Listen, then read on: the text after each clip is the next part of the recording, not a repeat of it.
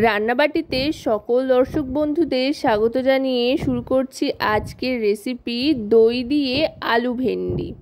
সাধারণত আমরা দই ভেন্ডি বানিয়ে থাকি, তবে এভাবে একবার দই দিয়ে আলু ভেন্ডি বানিয়ে কিন্তু দেখতে পারেন, স্বাদেরও পরিবর্তন ঘটবে আর বেশ একটা নতুন রান্নাও বানানো হবে। এর জন্য প্রথমেই সাধারণত যে কোনো ঢ্যাঁড়সের তরকারি বা ঢ্যাঁড়স ভাজার জন্য একটু লম্বা করে যেভাবে আমরা ঢ্যাঁড়স কেটে থাকি সেভাবেই কেটে নিতে হবে।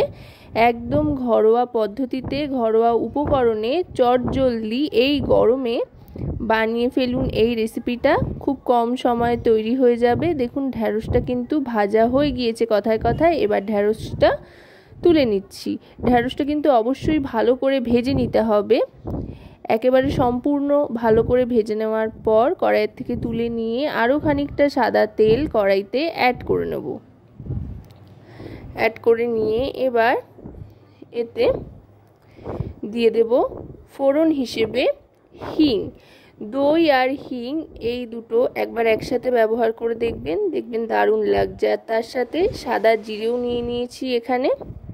হিং আর জিরেটা দেওয়ার পর এবার দিয়ে দেব লম্বা লম্বা করে কেটে রাখা আলুর টুকরোগুলো। সম্পূর্ণ নিরামিষভাবেই রেসিপিটা তৈরি করছি। যে কোনো নিরামিষি রেসিপিতে হিঙের ফ্লেভারটা কিন্তু দারুণ লাগে। এবার এই আলুটাও একটু লালচে করে ভেজে নেব।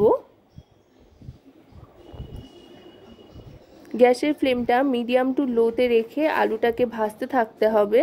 এবার কয়েকটা চেরা কাঁচা লঙ্কা আর আদা বাটা দিয়ে দিলাম। আদাটা একটু ভাজা ভাজা করে নেব। আদাটা ভাজা ভাজা হতে হতে এবার এতে একে একে সমস্ত গুঁড়ো মশলা দিয়ে দিচ্ছি। প্রথমেই দিয়ে দিচ্ছি এতে হলুদ গুঁড়ো 2 টিস্পুন পরিমাণে। এবার দিয়ে দেব রোস্টেড জিরে গুঁড়ো, এটা 1 টিস্পুন পরিমাণে দিয়ে দিলাম। এবার দিয়ে দিচ্ছি Kashmiri red chilli powder 1 teaspoon পরিমাণে, আর তারপর দিয়ে দিচ্ছি পরিমাণ মতো লবণ। খুব যে একটা ঝাল হয় এই রেসিপিটা তা কিন্তু নয়, কাঁচা লঙ্কার থেকেই যতটুকু যা ঝাল হবে। এবার জল দিয়ে গ্যাসের ফ্লেমটা মিডিয়াম টু লোতে রেখে সমস্তটা একধার করে নিয়ে ঢাকনা চাপা দিয়ে দেব আলুটা সেদ্ধ হওয়ার জন্য। আলুটা যেহেতু ভাজা ছিল তাই সেদ্ধ হতে খুব একটা বেশি সময় কিন্তু লাগবে না। মিনিট দুয়েকের মধ্যেই আলুটা সেদ্ধ হয়ে গেলে ঢাকনা সরিয়ে ভাজা ঢ্যাঁড়সটা দিয়ে দিলাম। দিয়ে এবার ঢ্যাঁড়সের সাথে ভালো করে মিশিয়ে নেব সমস্ত মশলা। 30 সেকেন্ড মতো ভালো করে নাড়াচাড়া করে নিয়ে কষিয়ে নিয়ে এবার দিয়ে দেব টক দই। টক দইটা কিন্তু অবশ্যই ভালো করে ফেটিয়ে নিতে হবে যাতে কোনো রকমের লাম্পস না থাকে, সেদিকে লক্ষ্য রেখে টক দইটা দিয়ে এবার ভালো করে মিশিয়ে নেব। টক দই দিয়ে কিন্তু গ্যাসের ফ্লেমটা লোতে রাখতে হবে যাতে টক দই কেটে না যায়, সেদিকে লক্ষ্য রেখে। টক দইয়ের একটা কাঁচা গন্ধ থাকে, সেই গন্ধটা কেটে যাওয়া পর্যন্ত কিন্তু খুন্তি চালাতে থাকতে হবে লো ফ্লেমে। এবার দিয়ে দিচ্ছি পরিমাণ মতো চিনি।